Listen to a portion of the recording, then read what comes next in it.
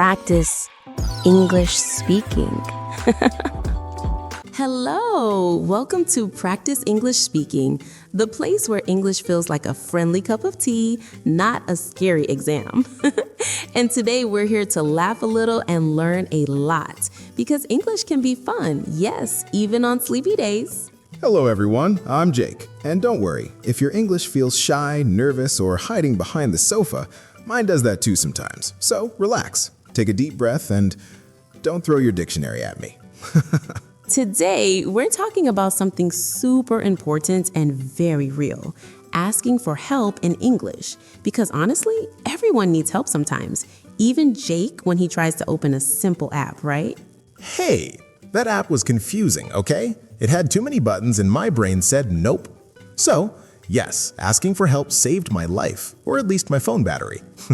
See? Perfect example already. And if you're a beginner, you might feel shy, nervous, or scared to ask for help in English, like your mouth freezes and your brain goes blank. Very dramatic, right? Totally dramatic, like a slow-motion movie scene.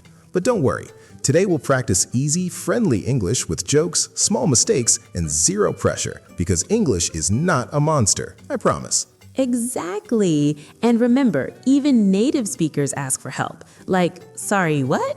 Or can you repeat? Which is basically asking for help politely, so you're already winning. Okay, Jake, imagine this real-life moment. You're in a new city, your phone battery is low, your stomach is hungry, and you need help. Sounds stressful already, right? Very stressful. My stomach would start talking louder than me. But okay, I'm ready. I'll try to ask for help without panicking, or at least with style. Great. So first, simple sentence.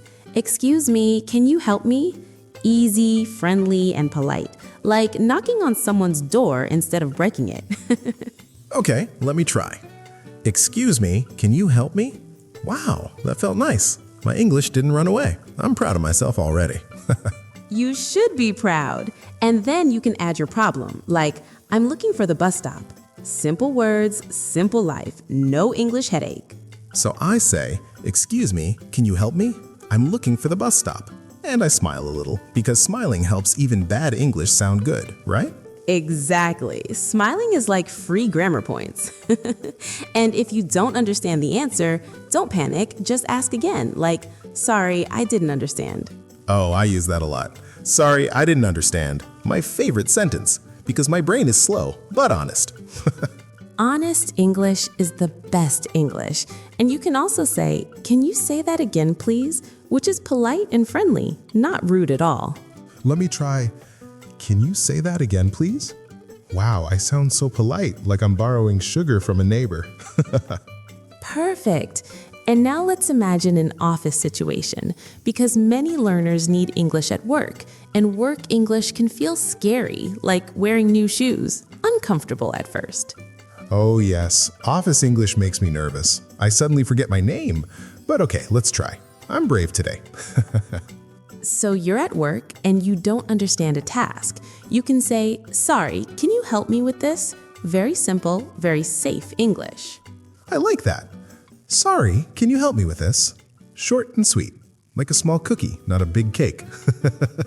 Exactly. And if you want to be extra clear, you can add, I don't understand this part, which is honest and normal.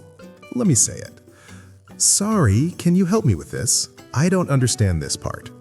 Wow, that feels real, like something I'd say on Monday morning. Monday morning English is always harder, trust me. And now imagine you're in a shop and you can't find something, like milk or bread or your confidence. My confidence is always missing in shops. But okay, I ask, excuse me, can you help me find this? While pointing like a confused tourist. That's perfect. Pointing is universal language. And if you don't know the word, you can say, I don't know the English word. Very honest, very human. Oh, I love that one. I don't know the English word, because sometimes my brain just says goodbye. Same here with other languages, so never feel bad.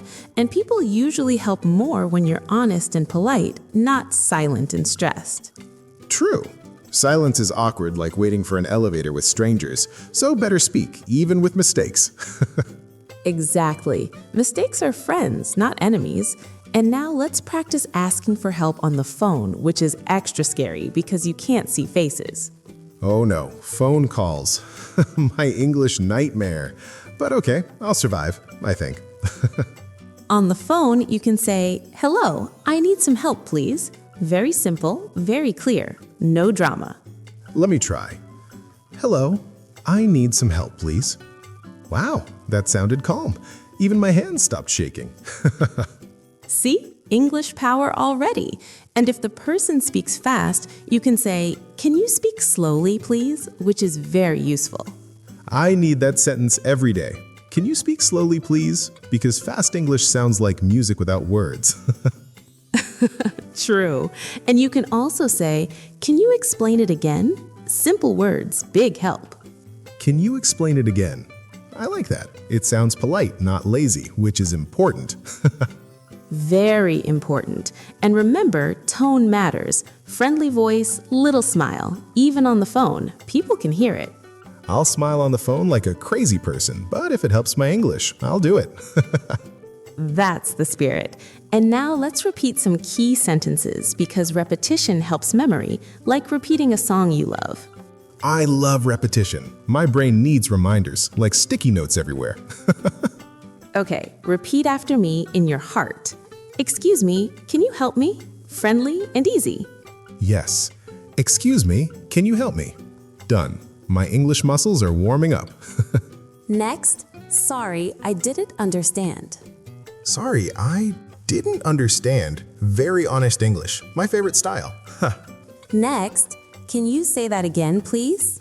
Can you say that again, please? Polite and powerful, like magic words. And last one, can you speak slowly, please? Can you speak slowly, please? Yes, please. Always please. Wow, we did a lot today. Asking for help in English without fear, without stress, and with many smiles, which is the best way to learn. Yes, my English feels less shy now, like it came out of its room and said hello. And I feel more confident already. Remember, asking for help is not weakness, it's smart. And every time you ask, your English grows a little, like a small plant getting water. And don't wait to be perfect. Perfect English is boring anyway. Real English has mistakes, laughs, and funny moments, like today. Practice a little every day. Ask for help, repeat these sentences, and don't be afraid to sound human, because English loves humans. Thank you for listening, practicing, and laughing with us. And remember, your English journey is going step by step, not running. See you next time on Practice English Speaking. Keep practicing, keep smiling, and keep asking for help. Bye-bye, everyone. Bye-bye, and don't forget, even Jake asks for help, so you definitely can.